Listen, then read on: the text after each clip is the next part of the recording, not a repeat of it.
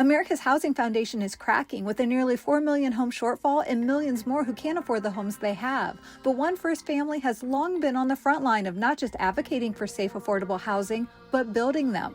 Jimmy and Rosalynn Carter helped build, renovate, and repair nearly 4,500 homes with Habitat for Humanity over the span of 40 years. When he and Mrs. Carter rode a bus up to New York City in 1984, and spent a week sleeping in a church and helping rehab an apartment building on the Lower East Side of Manhattan. That's when the world found out about Habitat. And they then spent 35 years traveling all over the world, building homes, bringing attention to the need, and really inspiring millions to get involved in our cause. Well, we were raised to help others and to feel like we weren't more important than anybody else, and nobody else was more important than us.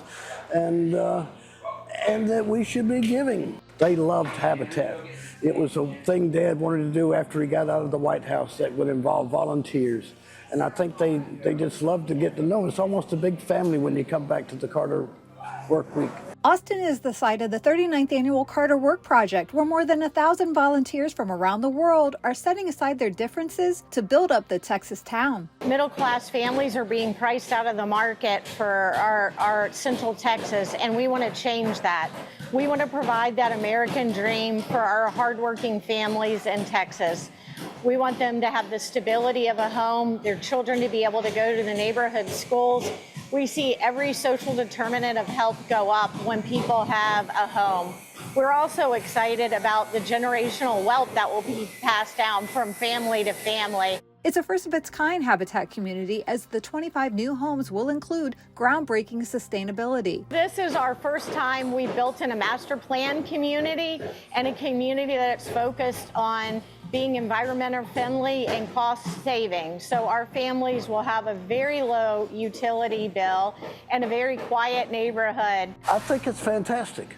You know, we had solar panels on top of the White House, and now to see solar panels in this neighborhood on every house is a really big deal. Of course, this year's project carries more weight, being the first since Jimmy's passing. It's an emotional time. I had a time last night, the night before last, when we had the opening ceremony, when they showed some films of both of my parents doing Habitat volunteers, and I cried.